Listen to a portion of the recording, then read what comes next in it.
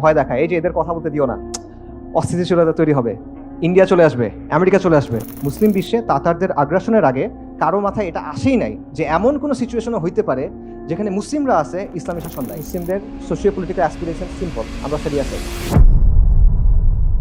আলহামদুলিল্লাহ ওয়াসসালাতু ওয়াসসালামু আলা রাসূলিল্লাহ ওয়া আলা আলিহি ওয়া সাহবিহি ওয়া সাল্লামা তাসলিমান কাসীরা, আম্মা বাদ। আসসালামু আলাইকুম ওয়া রাহমাতুল্লাহি ওয়া বারাকাতুহু। আপনারা কেমন আছেন? টায়ার্ড? কথা শুনতে পারবেন? কতক্ষণ পারবেন? আচ্ছা দেখা যাক,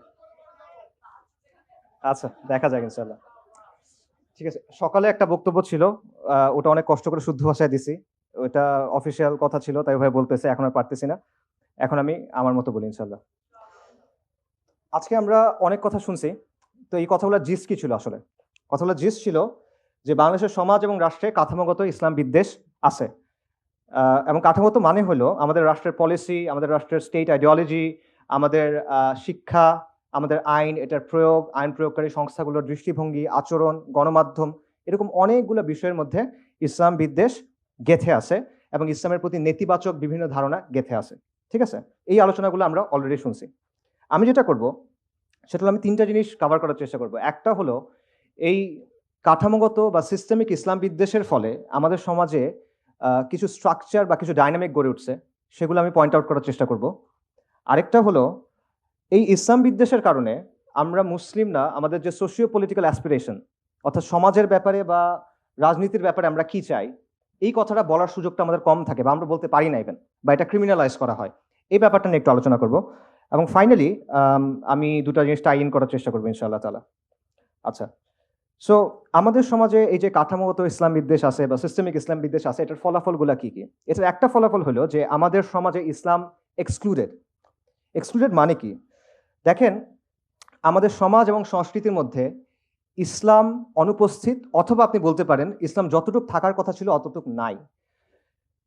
ব্যাপারটা চিন্তা করে দেখেন যে ধরেন উপমহাদেশের পৌত্তলিক যে ধর্মগুলো আছে, সেখান থেকে আচার আচরণ, রীতি, অনুষ্ঠান, বেশভূষা, এগুলো কিন্তু আমরা খুব ইজিলি বাঙালি সংস্কৃতি বলে গ্রহণ করে নেই। মঙ্গল প্রদীপ, মঙ্গল শোভাযাত্রা, মূর্তি, মুখোশ, এগুলো কোত্থেকে আসতেছে এগুলো তো আমরা বুঝতেছি, তাই না? এগুলো কিন্তু আপনি গ্রহণ করতে পারেন, এগুলো অসাম্প্রদায়িক, এগুলো সংস্কৃতি নিরপেক্ষ, তাই সবার উপর চাপায় দেওয়া যায়। কিন্তু ইসলামের ক্ষেত্রে এটা করা যায় না। সো এটা কিন্তু আসলে হওয়ার কথা না। আপনারা চিন্তা করে দেখেন, এখানে শত শত বছর ধরে মুসলিমদের শাসন ছিল, এটা ওই সময় পৃথিবীর সবচেয়ে সমৃদ্ধ জায়গাগুলোর একটা ছিল, তাই না? এরকম এটা একটা কসমোপলিটন হাব ছিল। তো সেই হিসেবে মুসলিম আইডেন্টিটি এবং ইসলামের যে রিপ্রেজেন্টেশনটা হওয়ার কথা ছিল, ওটা কিন্তু আমাদের এখানে হয় না। সো এটা এই ইসলামোফোবিয়া বা সিস্টেমিক ইসলাম বিদ্বেষের একটা ইম্পর্টেন্ট ফলাফল। আবার দেখেন, ইসলামের যেই বিষয়গুলোকে নিতে চায় সেগুলো কোন বিষয়? সেগুলো হলো ওই বিষয় যেগুলো হিন্দুস্তানি যেই পেগানিজম আছে সেটার সাথে মিশে গেছে, মাজার সংস্কৃতি, ওরস বা এই টাইপের জিনিসপত্রগুলো, এইগুলো তারা গ্রহণ করবে, কিন্তু যেগুলো আদি অকৃত্রিম ইসলাম সেটার ক্ষেত্রে তারা গ্রহণ করতে চায় না। এরকম একটা ব্যাপারও থাকে। পাশাপাশি দেখেন যে ইসলামের ভিজিবল যে কোনো কিছু, মুসলিমদের জমায়েত হইতে পারে, মুসলিমদের পোশাক হইতে পারে, মুসলিমদের অনুষ্ঠান হইতে পারে, এই জিনিসগুলোকে নেতিবাচকভাবে দেখার একটা টেন্ডেন্সি আছে। এটা সবচেয়ে ভালো এক্সাম্পল হলো এই যে হাসিনা, সে একটা কথা বলছিল যে একটা সংবাদ সম্মেলনে, সকালে ওটা বলছি, যে বোরখা পরা মহিলাদের কথা বলতে গিয়ে বলছিল যে এগুলা কি, এটা একদম তাঁবুর মতো হয়ে থাকবে। এবং এটা ইন্টারেস্টিং। কেন ইন্টারেস্টিং? কারণ হাসিনা কিন্তু নিজেকে ইসলাম বিদ্বেষ হিসেবে প্রেজেন্ট করে না। সে প্রেজেন্ট করে সে একজন তাহাজ্জুদ গুজার মানুষ, সে খুব রিলিজিয়াস, জানামাজ সাথে নিয়ে ঘুমায়, মানে বিছনা থেকে গরম দিয়ে সে জানামাজে পড়ে, এরকম একটা অবস্থা। তো এই ভাইবে আছে, কিন্তু সেও বুঝে যে এইটা বললে তার সমস্যা হবে না, সে কিন্তু নামাজের ব্যাপারে এটা বলবে না, এত নামাজ পড়ার কি দরকার, এটা কখনো হাসিনা বলবে না। সে কি বলবে? এত বোরখা পড়ার কি দরকার? কারণ সে জানে সমাজের মধ্যে এটার একটা অ্যাকসেপ্টেন্স আছে। ঠিক আছে, সো এই জিনিসটা যে ইসলাম বিদ্বেষ যে আসলে আমরা মনে করতে পারি এটা আসলে ওরকম শক্তিশালী কিছু না, বাট এটা আসলে অনেকাংশে সমাজের মধ্যে নর্মালাইজড। সব বিষয়ে না হলেও অনেক বিষয় আসলে নর্মালাইজড। পাশাপাশি দেখেন যে মুসলিমদের জমায়েতকে ক্ষতিকর হিসেবে দেখানোর একটা টেন্ডেন্সি আছে। করোনার সময় দেখেন সব চলতেছে, মসজিদে জামাত হবে না। কলকারখানায় করোনা যায় না, সে অনেক বড় মুত্তাকি, সে শুধু মসজিদে থাকে, মানে জাহেদ লোক, সে আর কোথাও যাচ্ছে না, সে মসজিদে এসে বসে আছে, এরকম একটা অবস্থা। তারপর ধরেন ৭১ টিভি না ডিবিসি, আমার মনে নাই, এখানে আমি জানি না আসলে আছে কিনা, যাই হোক, তাদের এক আলোচনায় বলতেছিল যে মুসলিমদের কবর দেওয়ার দরকার নেই, পুড়ে দাও। চিন্তা করেন এটা কি পসিবল? আপনি কখনো এটা বলতে পারবেন? অন্য কোনো ধর্মের অনুসারীদের ক্ষেত্রে আপনি বলতে পারবেন? আমরা মানে ইসলামের জায়গা থেকে আমরা কখনো এটা সাপোর্ট করি না এরকম বলা। বাট কেউ কি কখনো বলবে যে ঠিক আছে তোমাদের এটা করার দরকার নেই, পানিতে ভাসায় দাও? না, কিন্তু এটা মুসলিমদের ক্ষেত্রে বলা হবে। পাশাপাশি দেখেন এগুলো আপনারা জানেন যে কুরবানি নিয়ে চুলকানি আছে। সারা বছর বারবিকিউ খাইতেছে, বার্গার খাইতেছে, KFC যাইতেছে। ওগুলো মনে হয় জ্যান্ত প্রাণীর মাংস খাইতেছে। আর কুরবানির সময় এসে বলছে যে না, এত পশু তুমি মারতেছো কেন? এরকম একটা অবস্থা। সো এটা হলো একটা জিনিস যেগুলো আমরা ইসলাম বিদ্বেষের কারণে সোসাইটির মধ্যে আসতেছে। আরেকটা দেখেন যে মুসলিমদেরকে আউটসাইডার হিসেবে দেখানোর একটা প্রবণতা। যে কারণে ভাই যে আলোচনা করতেছিল যে সাহাবা মসজিদে, এই আলোচনা আসলে যে কারণে গুরুত্বপূর্ণ। দেখেন বাংলাদেশে একজন রবীন্দ্রসঙ্গীত শিল্পী ছিলেন, মারা গেছেন, মিতা হক। ওনার একটা বিখ্যাত বা কুখ্যাত বক্তব্য আছে। সেটা হলো যে তুমি মুসলিম ভালো কথা, কিন্তু তুমি বাঙালি না কেন? বাঙালি না মানে তুমি দাড়ি রাখলে, তুমি বোরকা পরলে, তুমি নিকাব পরলে তুমি বাঙালি না। এই কথাটা। তার কথার অর্থটা কি? অর্থটা হলো যে ইসলাম মানো, কিন্তু আমি যেভাবে বলতেছি এভাবে মানো। আমি ঠিক করে দিব তুমি কতটুকু ইসলাম মানন করতে পারবা। আমি একটা ছক দিব, এই ছকটার মধ্যে তুমি ইসলাম মানো, এর বাইরে যাবা না। এর বাইরে যদি যাও তাহলে কি? তাহলে তুমি বাঙালি না। ঠিক আছে? আর এর ভেতরে যদি মানো, আমার কথা যদি শোনো, তাহলে আমরা তোমাদেরকে জায়গা দিব, তোমরা বসতে বসতে পারবে, এখানে তোমাদের জায়গা করে দিব। আচ্ছা, আর যদি কোরআন সুন্নাহ মানো তাহলে তুমি বাঙালি হবে না। এবং এই যে বাঙালি না তুমি, এটা বলার অর্থটা কি? এটা বলার অর্থ মানে আপনি আমার অংশ না, আপনি সমাজের প্রতিনিধিত্ব করেন না, আপনি outsider, you don't belong here. আমরা এখানে খাইতে বসলে তোমরা জায়গা দিব না, তুমি আমাদের লোক না। ঠিক আছে? এইটা হলো যে আপনাকে আউটসাইডার বানায় রাখার একটা ব্যাপার।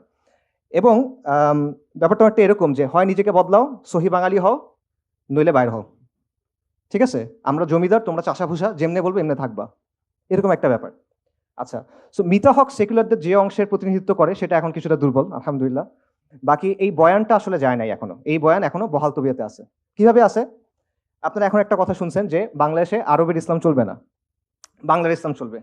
এই কথার সাথে মিতা হকের কথার আসলে পার্থক্য কি? কোনো পার্থক্য নেই, লিটারেলি কোনো পার্থক্য নেই, এক্স্যাক্টলি সেম কথা। আমি তোমাকে ইসলামের একটা ভার্সন দিব, আমি তোমাকে ইসলামের একটা ছক দিব, এর ভিতরে ইসলাম মানবা, এর বাইরে যাবা না।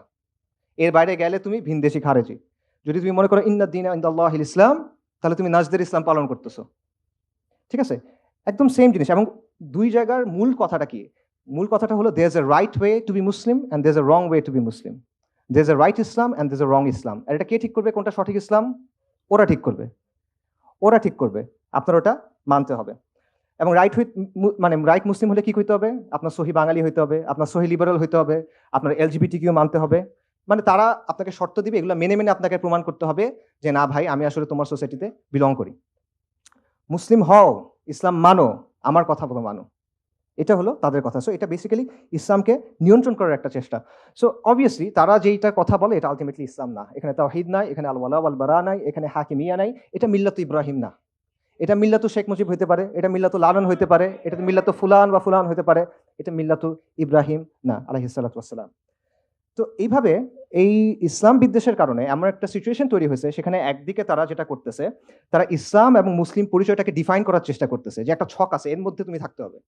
একেকজন ছকটা এক এক রকম করে। এটা মনে করেন শাহবাগীরা একটু ছোট রাখে, আরেকজন হয়তো একটু বড় রাখে, বাট আলটিমেটলি তারা এটা কন্ট্রোল করার চেষ্টা করতেছে। অন্যদিকে আপনি যদি তার কথা না মানেন, তখন সে আপনাকে বহিরাগত, ভিনদেশি, খারেজি, অমুক তমুক লেবেল দেওয়ার চেষ্টা করে। এটার সাথে আরেকটা জিনিস রিলেটেড, সেটা হলো অথরাইজড এবং আনঅথরাইজড ইসলাম। ইসলামের কিছু অংশ হলো অনুমোদিত, কিছু অংশ হলো কন্ট্রাব্যান্ড, অননুমোদিত। এটা পালন করা যাবে না। তো ইসলামের কিছু বিষয় এরকম আসলে আছে যেগুলো নিয়ে কথা বলা যায় না। এরকম কোনো বিষয় বলতে পারবেন আপনারা? আচ্ছা, আপনারা তো হযরত শাহজালালের নাম শুনছেন। আচ্ছা, সবাই তাকে খুব পছন্দ করে। শাহজালালের মাজার, শাহজালালের নামে বিমানবন্দর আছে। আচ্ছা, উনি সিলেটে কেন আসছিলেন জানেন? কি নিয়ে আসছিলেন উনি সিলেটে? তলোয়ার নিয়ে আসছিল সিলেটে। হযরত শাহজালাল আল ইয়ামানি এবং শাহপরান আল ইয়ামানি আরব থেকে আরবের ইসলাম নিয়ে আসছিলেন তলোয়ার নিয়ে। ঠিক আছে? তো আপনি শাহজালালের মাজার নিয়ে কথা বলতে পারবেন, এটা সমস্যা না। কিন্তু আপনি তলোয়ারটা নিয়ে বলতে পারবেন না, বা উনি যে আরব থেকে আসছেন এটা নিয়ে আসলে বলতে পারবেন না। এটা হলো একদম সিম্পলি অনুমোদিত ইসলাম, অননুমোদিত ইসলাম। আরেকটা বলি, তিতুমির রাহিমাহুল্লাহ। তিতুমিরকে নিয়ে অনেক কথা আছে। উনি স্বাধীনতা সংগ্রামী, কৃষক বিপ্লবী, এই সেই হ্যান-ত্যান অনেক কথা না?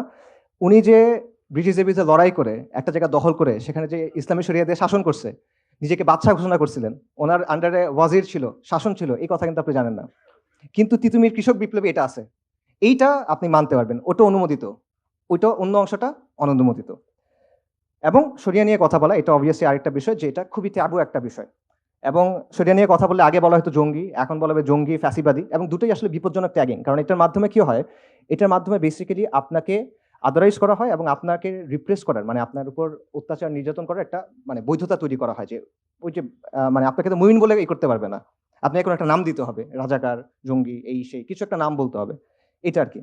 এবং এই ব্যাপারটা এতটাই ডেঞ্জারাস যে যারা নিজেদেরকে মানে ইসলামী ঘরানার মানুষজন, তারাও আসলে সরিয়ে নিয়ে কথা বলে একটু ভেবাচাকা খেয়ে যায়, যে আসলে মনে হয় কথাগুলো এখন বলা উচিত হচ্ছে না, পরে মনে হয় বললে ভালো হতো, এরকম একটা ব্যাপার আছে। আচ্ছা, আরেকটা যেটা রেজাল্ট ইসলামোফোবিয়ার, সেটা হলো অ্যাপ্রোপ্রিয়েশন। অ্যাপ্রোপ্রিয়েশন মানে কি, যে তারা দেখবেন ইসলামের বিভিন্ন শব্দ তাদের জন্য ইউজ করে। এটার সবচেয়ে ভালো এক্সাম্পল হলো নির্বাচনের আগে হাসিনার মাথায় হিজাব চলে আসছিল, হাতে তসবি চলে আসছিল। আম, বাকি আমরা ওই যে জুলুম, মজলুম, শাহাদা, আমাদের দেশে তো নূহ নবীর নৌকা, এই কথাও প্রচলিত ছিল আলাইহিসসালাম। এবং এটা কিন্তু জুলাইয়ের আন্দোলনে আমরা দেখছি। জুলাই আন্দোলনে আমরা কি দেখলাম, একদম সবাইকে আমরা চলেন, সবাই রাস্তায় বের হয়ে যায়, হাসবুনাল্লাহু ওয়া নি'মাল ওয়াকিল, সবাই তাহাজ্জুদে দাঁড়ায় যান, আমরা শহীদ হব, এরকম অনেক কথাবার্তা, আল্লাহ আল্লাহ আল্লাহ। আর শেষ হওয়ার পরে গায়রুল্লাহ, গায়রুল্লাহর কাছে যাইতে হবে এখন।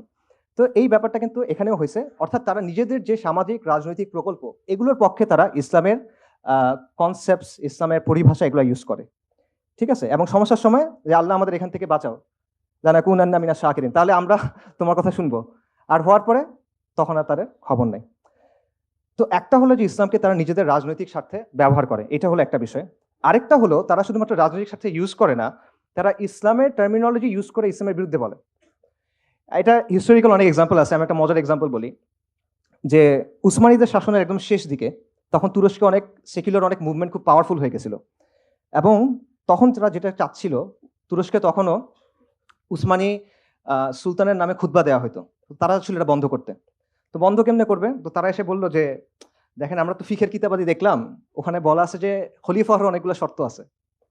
তো একটা শর্ত হলো তার আলেম হইতে হবে, একটা শর্ত হলো তার মুজতাহিদ হইতে হবে।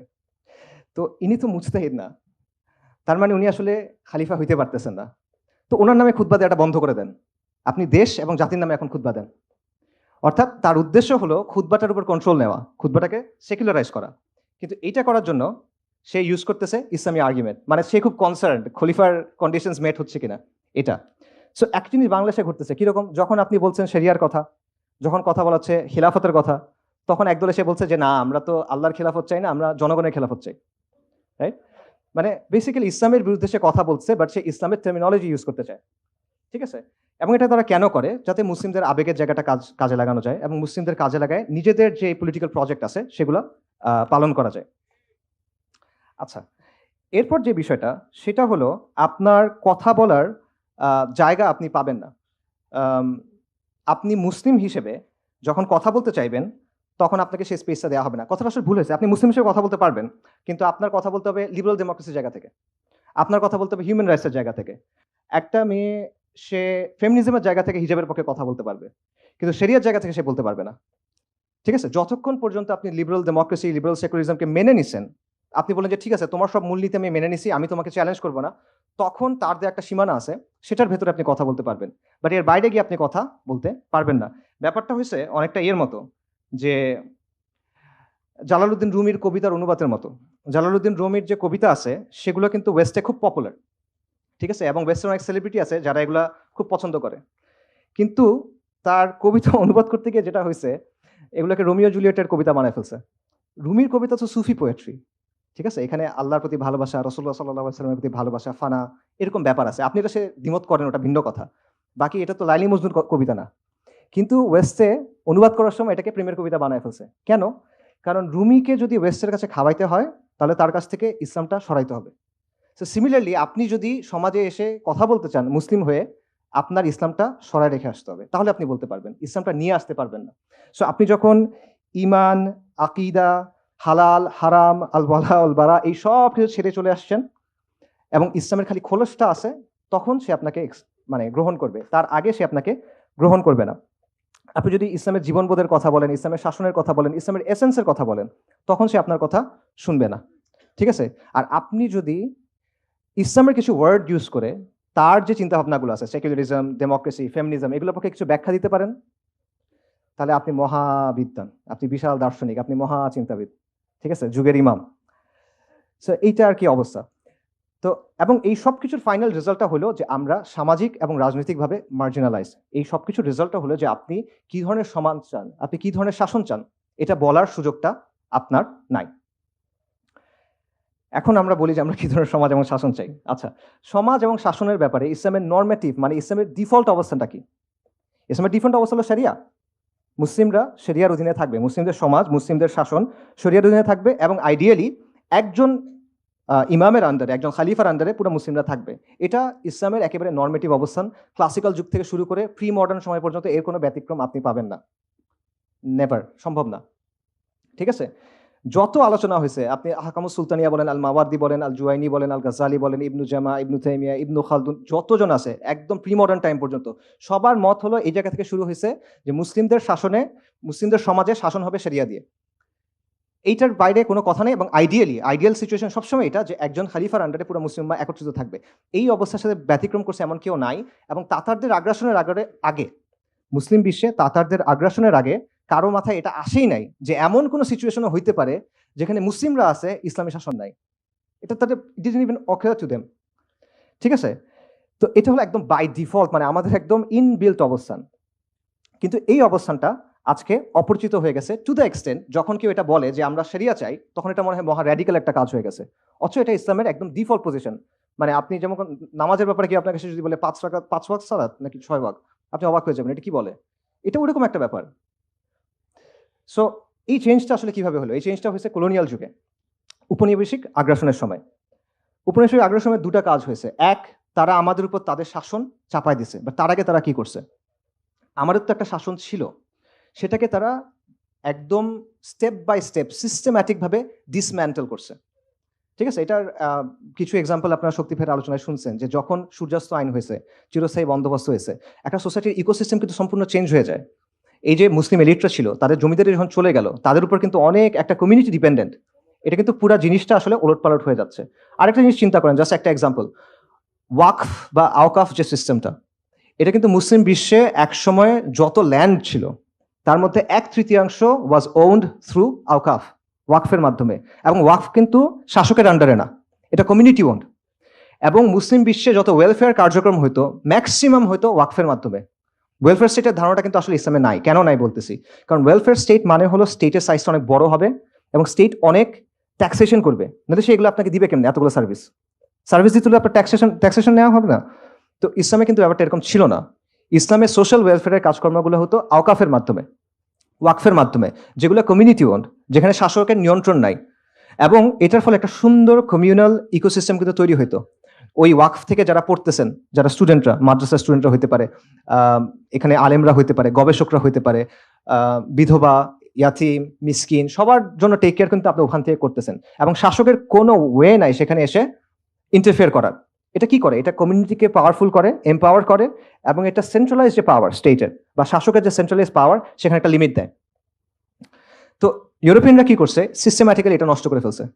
এসেই প্রথমে সেন্ট্রালাইজ করছে, গভর্নমেন্ট আন্ডারে নিয়ে নিছে, তারপর ওগুলা নষ্ট করে দিয়েছে পুরোপুরিভাবে।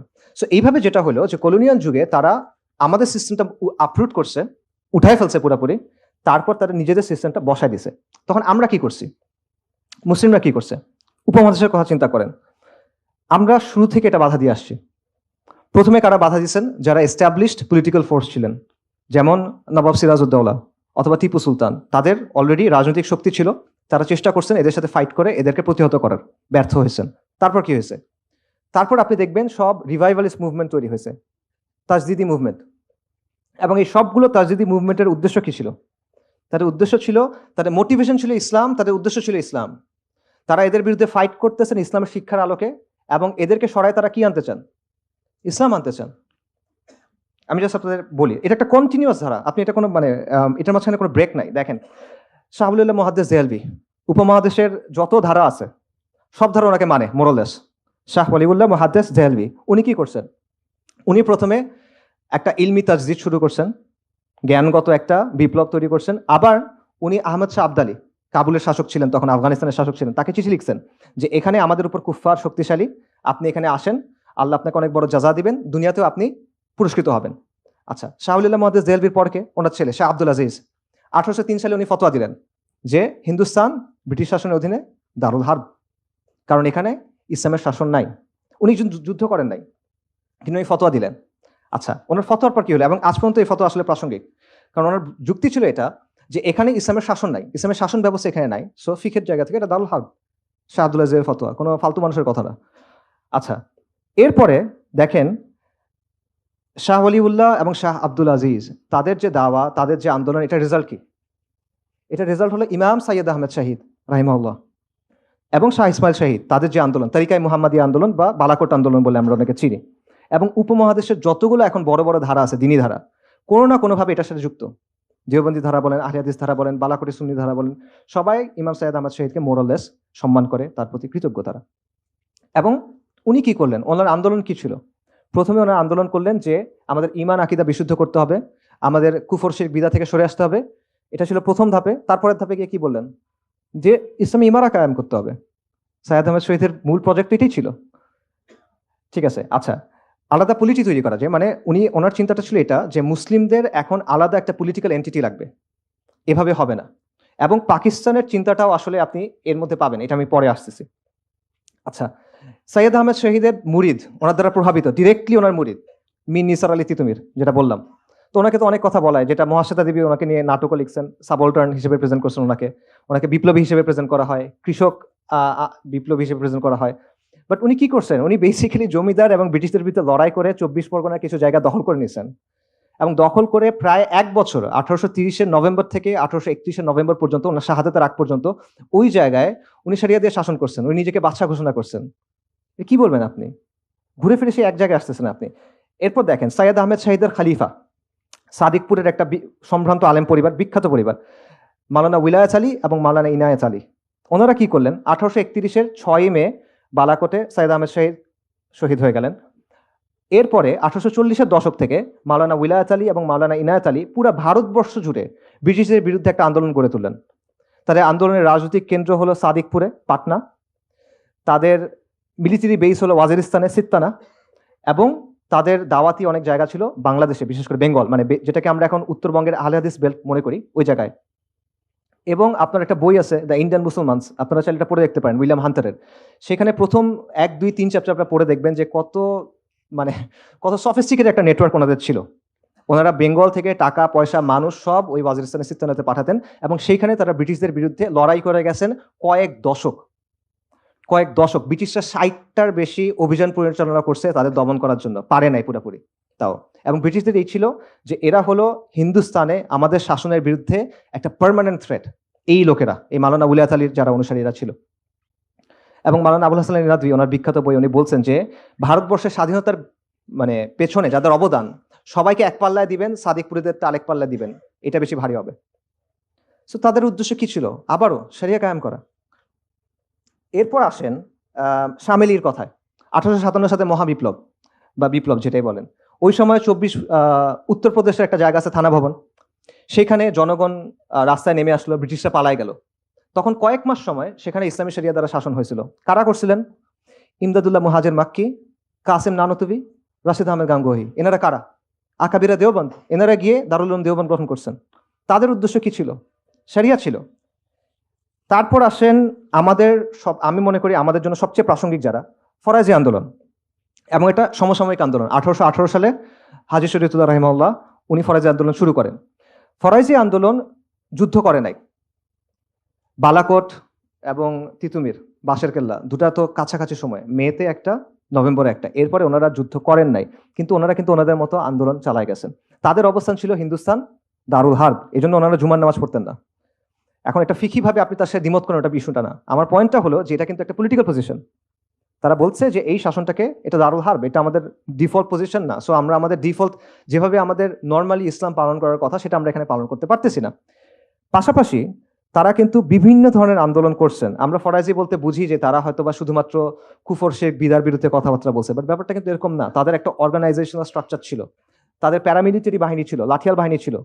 তারা চর দখল করতেন, আন্দোলন করতে, বিভিন্ন কৃষক আন্দোলন তারা করছেন, বিভিন্ন অসহযোগ আন্দোলন তারা করছেন, এবং তারা রাষ্ট্রের উপর চাপ প্রয়োগ করছেন। একটা ইন্টারেস্টিং ঘটনা আছে, সেটা হলো যে একবার হাজী শরীয়তুল্লাহর ছেলে, তারপর যিনি নেতা হয়েছেন দুদু মিয়া, ওনাকে একবার ব্রিটিশরা ধরে নিয়ে গেছে। তো রায় হবে ফরিদপুর আদালতে, এবং আদালতের পাশে হলো নদী। তো রায়ের দিন ফরাইজিরা 3000 নৌকা নিয়ে হাজির হয়েছে, নৌকা ভর্তি লাঠিয়াল। যে রায় যদি দুদিনের পক্ষে যায় তাহলে তো ঠিক আছে, যদি পক্ষে না যায় আদালত ভেঙে বের করে নিয়ে যাবে।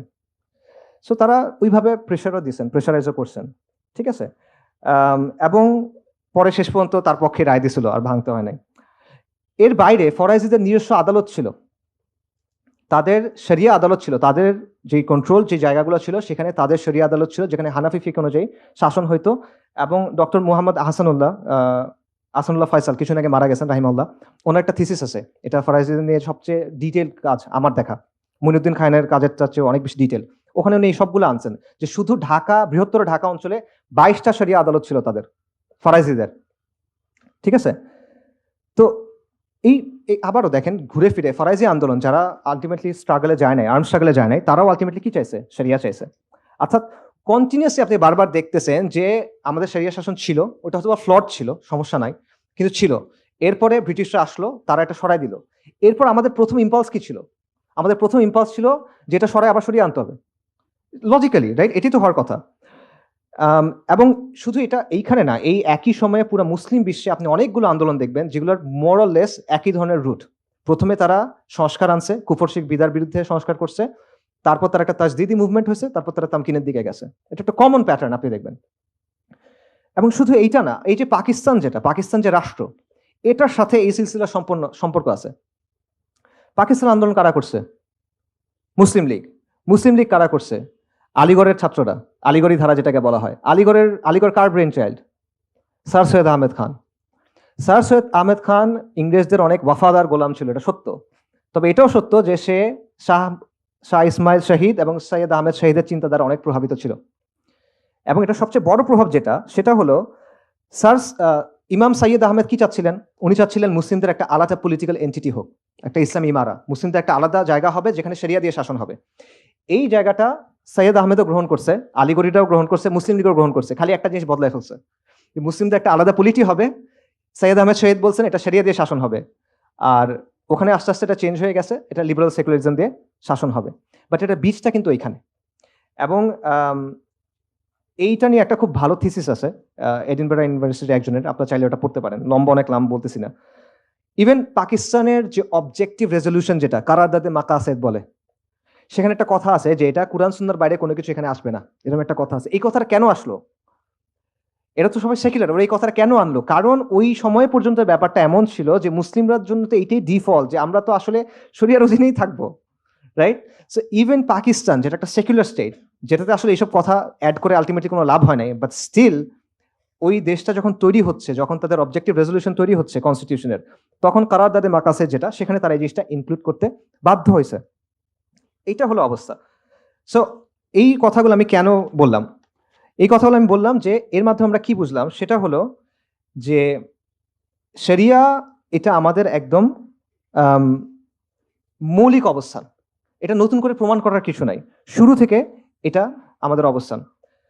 তো এবং এটা নন নেগোশিয়েবল অবস্থান। এত কথা বলে এটা আসলে প্রমাণ করার দরকার ছিল না, বাট মানুষ বলে যে এটা হঠাৎ করে কোনো একটা কথা নিয়ে আসতেছে। না, এটা হঠাৎ করে কোনো কথা না, এটা আমাদের আকাইদি অবস্থান, এটা নুসুসি অবস্থান, এটা ফিকহি অবস্থান, এটা আমাদের ঐতিহাসিক অবস্থান এবং আমাদের পূর্বপুরুষদের গৌরবের উত্তরাধিকার। We are heirs of their glory, কিন্তু আমরা রিলাক্টেন্ট heirs, মানে আমরা উত্তরাধিকার সূত্রে একটা সম্পদ পাইছি, কিন্তু আমরা এটা গ্রহণ করতে চাই না, গড়িমসি করতেছি আমরা। ব্যাপারটা আসলে এরকম। সো দুইটা পয়েন্ট, আমাদের রাজনৈতিক অবস্থান হলো বেসিক্যালি মুসলিমদের সোশিও পলিটিক্যাল অ্যাসপিরেশন সিম্পল, আমরা শরিয়া চাই, দ্যাটস ইট। এর বাইরে আর কিছু না, এর বাইরে অন্য কিছু চাওয়ার ইখতিয়ার আল্লাহ আমাদের দেন নাই, এটা সুযোগ নাই। ইন্না দীনা ইনদাল্লাহিল ইসলাম। কিন্তু আজকে এই বিষয়টা অপরিচিত হয়ে গেছে এবং এটা ক্রিমিনালাইজ করা হয়েছে, এটা ট্যাবু হয়ে গেছে, যেটা মনে হয় অদ্ভুত কিছু একটা, মানে আপনি তোমরা সরিয়ে যাচ্ছ, এটা কি আবার? এবং এই কাজটা হয়েছে দুইটা ধাপে। প্রথম ধাপটা হলো, দেখেন এই যে ইসলামিস্ট বলি না আমরা, ইসলামিস্ট কারা? ইসলামিস্ট বলার মানেটা কি আসলে? ওরা ইসলামিস্ট বলতে কাদের বোঝায়? যারা শরিয়া চায়। এটা তো মুসলিমদের মধ্যে আলাদা কোনো ধারা হওয়ার কথা না, এটা তো আমাদের ডিফল্ট পজিশন, যেটা আমি এতক্ষণ বললাম। এটা কিভাবে হইলো? উসমানীদের পতন হওয়ার পর স্বাভাবিকভাবেই মুসলিম বিশ্বে অনেকগুলো আন্দোলন তৈরি হইলো, যাদের উদ্দেশ্য ছিল মুসলিমদের রিভাইভাল। স্বাভাবিকভাবে এটার মধ্যে ইখওয়ানুল মুসলিমিন আছে, জামাত ইসলামী আছে, জর্ডানের তাকিউদ্দিন নাভানির আন্দোলন আছে, সাইয়েদ কুতুব রাহিমাহুল্লাহ দাওয়া আছে, এটসেট্রা। তো তো এই ধারাটা যখন তৈরি হইলো তখন ওয়েস্টার্নাররা এটা একটা নাম দিল যে এরা হলো ইসলামিস্ট। এটা মুসলিমদের মধ্যে আলাদা একটা ক্যাটাগরি, সব মুসলিম খারাপ না, ইসলামিস্টরা খারাপ, ওরা একটা জিনিস চায়। সো এইভাবে প্রথমে একটা ক্যাটাগরাইজেশন করলো। এরপরে কয়েক দশক চলে গেল, 80-র দশক আসলো, ইসলামিস্টদের মধ্যে কেউ কেউ তখন ডেমোক্রেসিগুলো একটু গ্রহণ করলো। তখন তারা আরেকটা ভাগ করলো যে ভালো মুসলিম আছে, খারাপ মুসলিম আছে। খারাপ মুসলিম হলো এই ইসলামিস্টরা। ইসলামিস্টদের মধ্যে কিছু মন্দের ভালো আছে, ওরা ডেমোক্রেসি একটু মানে। আর একটা আছে, কিছু আছে একদম খারাপ, এগুলো হলো র্যাডিক্যালস। ঠিক আছে? সো এই দুই ধাপে আলটিমেটলি এটা হয়েছে। এবং আজকে আমরা কোন অবস্থায় আসি? আজকে যারা ওই যে পলিটিক্যাল ইসলামিস্ট, তারা এখন আর শরিয়ার কথা বলে না। এখন শরিয়ার কথা শুধুমাত্র র্যাডিক্যালরাই বলে, আর কেউ আসলে বলে না। তো এবং ইন্টারেস্টিংলি এই জিনিসটাও আপনি কলোনিয়াল সময়ে পাবেন। আবার উইলিয়াম হান্টারের বইটাতে যাই। উইলিয়াম হান্টারের বইতে যারা ব্রিটিশদের বিরুদ্ধে যুদ্ধ করতেছিল, এই যে মাওলানা উলায়াত আলী, ইনায়াত আলীর যারা অনুসারীরা, তাদের একটা নাম দিছে সে। কি নাম? হিন্দুস্তানি ফ্যানাটিক্স, ধর্মান্ধ। এবং তাদের যে জায়গাটা, ওটার নাম ছিল দ্য ফ্যানাটিক বেস, ধর্মান্ধদের ঘাঁটি। ঠিক আছে? সো এই হলো অবস্থা। এবং এই কাজটা ওরা সবসময় করে যে মুসলিমদের মধ্যে কিছু হলে ভালো, স্যার সৈয়দ আহমেদ ভালো, সৈয়দ আহমেদ শহীদ খারাপ। ঠিক আছে? মোল্লা ব্র্যাডলি ভালো, আরেক মোল্লা খারাপ। এই জিনিসটা ওরা সবসময় করে। এবং সবচেয়ে দুঃখজনক বলেন, ইন্টারেস্টিং বলেন, মুসলিমদের মধ্যে একটা অংশ আছে যারা ভালো মুসলিম হইতে চায় ওদের কাছে, এবং এটা হওয়ার জন্য ওরা বাকি মুসলিমদের ক্ষতিও করতে চায়। এটা হলো আনফর্চুনেট বাস্তবতা।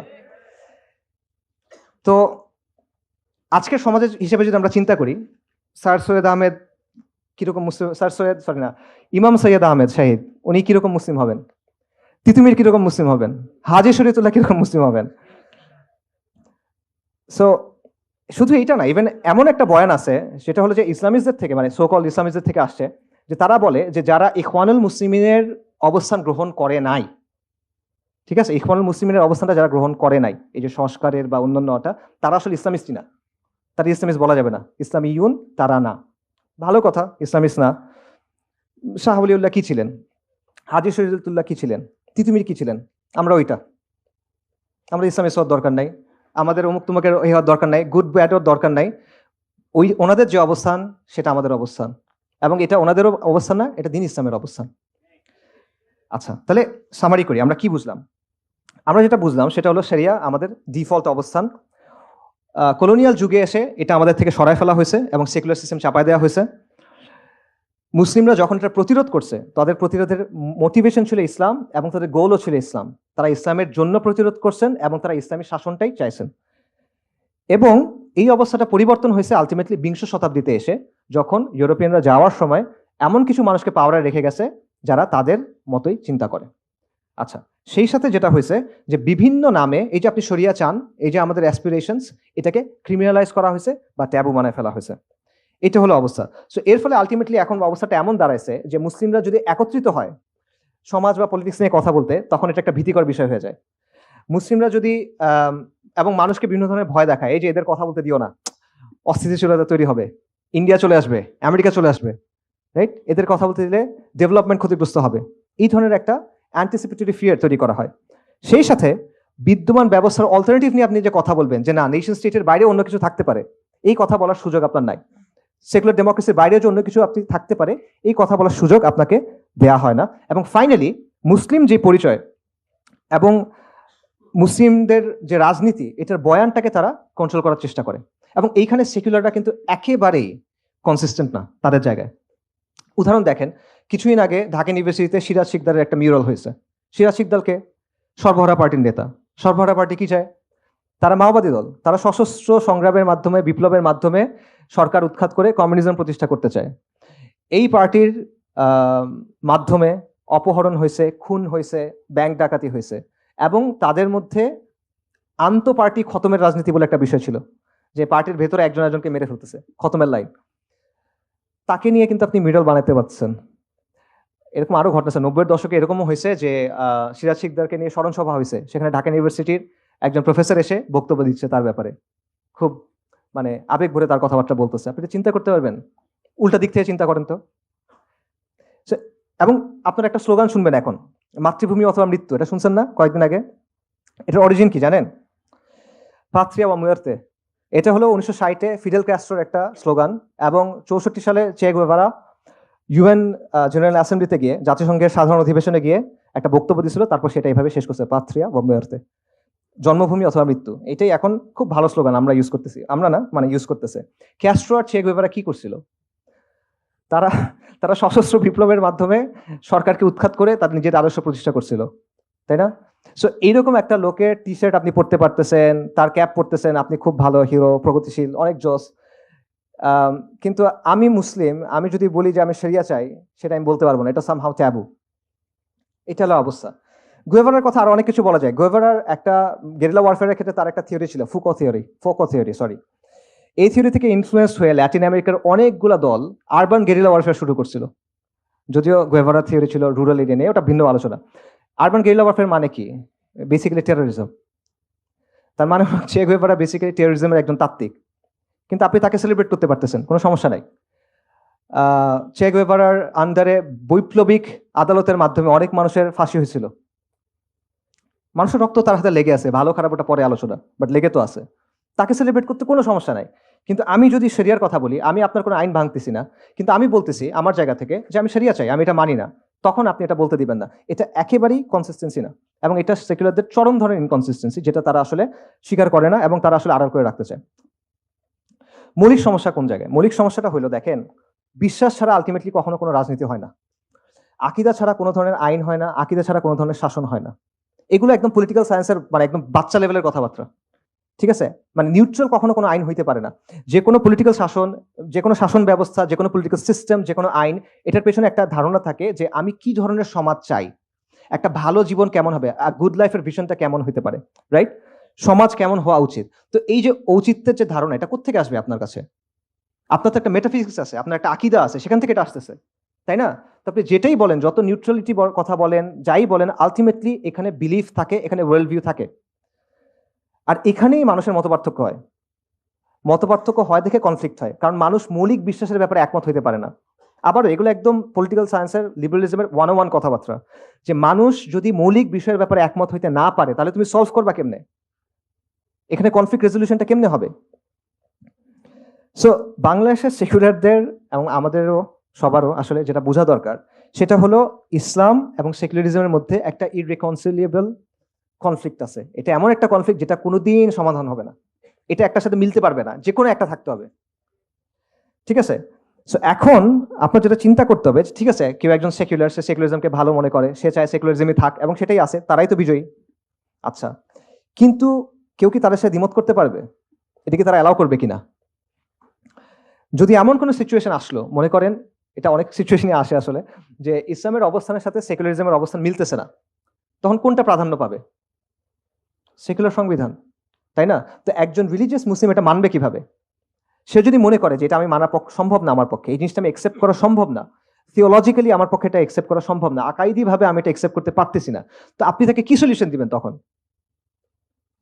তোমরা সবাই বাঙালি হয়ে যাও, তোমরা সবাই বাংলার মুসলিম হয়ে যাও, এগুলো বলবেন আপনি? এটা হবে না আসলে। সো এই জায়গাটা আসলে চিন্তা করতে হবে যে আপনি এই জায়গাটা কিভাবে ডিল করবেন। ধরেন কেউ কোনো আইন ভাঙলো না, ফরাজিদের মতো চিন্তা করেন, কিন্তু সে বলল যে আমি আমার জায়গা থেকে, আমার দিনের জায়গা থেকে, আমার আকিদার জায়গা থেকে আমি ইসলামের বাইরে আর কোনো কিছু মানতে পারবো না, আমি শরিয়া চাই। এই অবস্থান যদি কেউ নেয় এবং সমাজ এবং রাষ্ট্রে তারা যদি একটা সিগনিফিকেন্ট ফোর্স হয়ে ওঠে, এই সেকুলার রাষ্ট্র তাকে কিভাবে ডিল করবে, সেকুলাররা তার সাথে কিভাবে ডিল করবে, এই প্রশ্নটা চিন্তা করার দরকার আছে। এবং এই প্রশ্নটা কেন আমি করতেছি, কারণটা হলো আমাদের সমাজ এবং রাষ্ট্র সেকুলারটাই নিয়ন্ত্রণ করে, এবং এই সেকুলারিজম যেটা আছে এটা কিন্তু মানুষের ইচ্ছায় আসে নাই, এটা কোয়ার্সিভ ফোর্সের মাধ্যমে আসছে, জোর করে বসানো হয়েছে সহজ ভাষায়, এবং তারা কিন্তু জোর করে টিকে আছে। এটা তাদের মধ্যে যারা বুদ্ধিমান তারা বোঝে, বোকারা না বুঝতে পারে। আমাদের মধ্যে যারা বুদ্ধিমান তারাও বুঝে, বোকারা না বুঝতে পারে।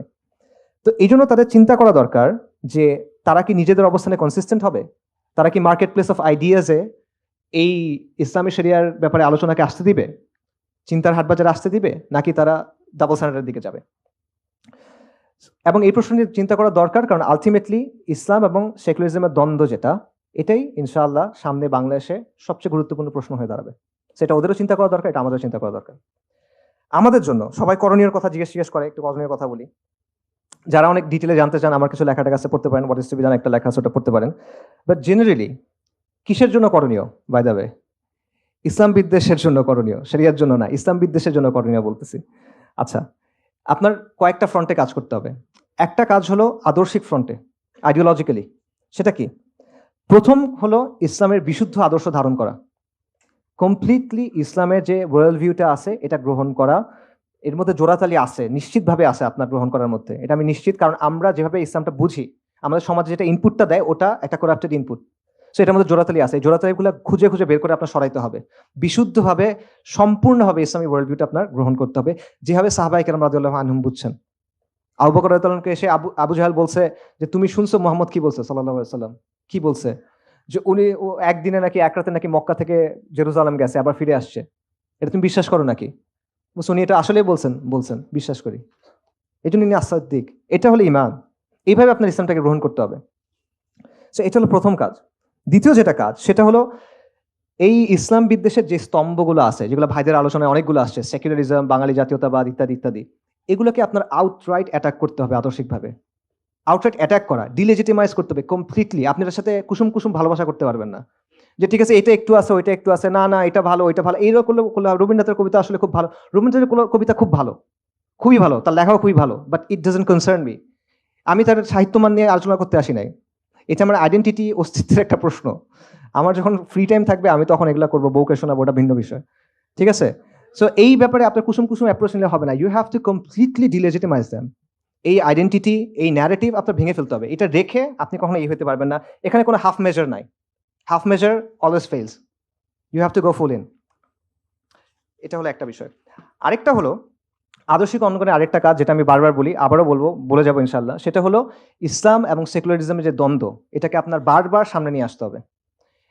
যখন একটা সমাজের মধ্যে কোনো একটা দ্বন্দ্বের ব্যাপারে মানুষ একমত হয় যে আসলে এটা একটা প্রবলেম, তখন ওই সমাজটা কোনো একটা দিকে যাইতে পারে। তার আগ পর্যন্ত এটা ঘুরতে থাকবে। অনেক কিছু হবে, 69 হবে, 90 হবে, 24 হবে, 37 হবে, 51 হবে, অনেক কিছু হইতেই থাকবে। কিন্তু আপনি ঘুরতে থাকবেন, পরিবর্তন আসবে না। আপনার ওটা একটা জায়গায় নিয়ে যেতে হবে। এটা নিয়ে যাওয়ার সবচেয়ে সহজ, মানে এটা ওই যে নবীদের দাওয়ার তো অনেকগুলো স্টাইল ছিল, এক একজনের এক এক রকম স্টাইল ছিল আলাইহিস সালাতু ওয়াস সালাম। ইব্রাহিম আলাইহিস সালাম এই কাজটা কিভাবে করছিলেন? উনিকে মূর্তি ভেঙে দিয়েছেন ডিরেক্ট গিয়ে। তো এটা হলো মিলাতু ইব্রাহিম, ওনার স্টাইল এটা। আমরা এইভাবে হয়তো পারবো না, ওই আজিমত আমাদের নাই। বাকি এটা বোঝা, এটা বোঝা যে মূল জায়গাটা আপনার নিতে হবে এবং সমাজকে বাধ্য করতে হবে এই জায়গায় আসতে। নইলে আবার এটা ঘুরতে থাকবে, ঘুরতে থাকবে, ঘুরতে থাকবে, মানুষ মরবে, এই হবে সেই হবে, আলটিমেটলি কোনো পরিবর্তন আসবে না। এর বাইরে বাকি সবকিছু at the end of the day will amount to exercises in futility. Ultimately এখান থেকে তেমন কিছু আসবে না। আচ্ছা, এটা হলো একটা। কাজের ক্ষেত্রে কি করবেন? কাজের ক্ষেত্রে প্রথম যে পয়েন্টটা সেটা হলো আমাদের সামাজিক শক্তি অর্জন করতে হবে। সামাজিক শক্তি মানে কি? এটা মানে আমাদের অনেক প্রতিষ্ঠান হবে, আমাদের অনেক টাকা পয়সা হবে, আমাদের অনেক ডিগ্রি থাকবে, এরকম কিছু না। এটা সামাজিক শক্তি না। আমি সামাজিক শক্তি একটা স্পেসিফিক পলিটিক্যাল সেন্সে ইউজ করতেছি। সামাজিক শক্তি মানে হলো আপনার চারপাশের যে পরিস্থিতি, আপনার চারপাশের যে এনভায়রনমেন্ট, এটাকে আপনি চেঞ্জ করতে পারেন বা ইনফ্লুয়েন্স করতে পারেন। এটা হলো সামাজিক শক্তি। এবং এটা একটা পলিটিক্যাল ডেফিনেশন। জিন শার্প নামে একজন পলিটিক্যাল সায়েন্সিস্ট ছিল, মারা গেছে, আমেরিকান। তার লেখা এটা আছে, এবং শুধুমাত্র তার লেখা না, আরো অনেকের লেখায় আছে। আমি স্পেসিফিক এই অর্থে বলতেছি সামাজিক শক্তি। অর্থাৎ আপনার সমাজে নেগোশিয়েট করার ক্যাপাসিটি অর্জন করতে হবে, আপনার প্রেশারাইজ করার ক্যাপাসিটি অর্জন করতে হবে। তা না হলে হবে না। আপনার অনেক টাকা পয়সা আছে কিন্তু এই ক্যাপাসিটি নাই, লাভ নাই, দখল হয়ে যাবে। আপনার অনেক প্রতিষ্ঠান আছে, এই ক্যাপাসিটি নাই, লাভ নাই, টেক ওভার করবে। ঠিক আছে? সো সামাজিক শক্তি হলো এমন সব ধরনের প্রভাব ও চাপ প্রয়োগের সক্ষমতার সমষ্টি, যেটা সমাজের এক গোষ্ঠী আরেক গোষ্ঠীর উপর প্রয়োগ করে। একদম বইয়ের ডেফিনেশন বললাম। আচ্ছা, ঠিক আছে। এবং এই যে সামাজিক শক্তি, এটা হলো পরের কাজ। এই সামাজিক শক্তি কখনো একা একা হয় না, এটা সামষ্টিকতা থেকে আসে, কালেকটিভ অ্যাকশন থেকে আসে। ঠিক আছে? আপনি একা একা এটা অর্জন করতে পারবেন না, আপনার একসাথে হইতে হবে। এটা না হলে এটা হবে না। সো এই সামষ্টিক কাজ কিভাবে করবেন? কমিউনিটি অ্যাক্টিভিটি হতে পারে, সোশ্যাল অ্যাক্টিভিজম হতে পারে, দাওয়া হতে পারে, বাট করতে হবে। এবং এটা কেন আপনি করবেন? এটা করবেন কারণ এই সমাজ আপনাকে দাঁড়ানোর জায়গা দিতে চায় না। আপনার ওই জায়গাটা করে নিতে হবে। এটা আরেকজন এসে দিয়ে যাবে না, কিন্তু এটা আপনাকেই করতে হবে। আপনার ছেলে এসে করবে না, আপনাকেই করতে হবে।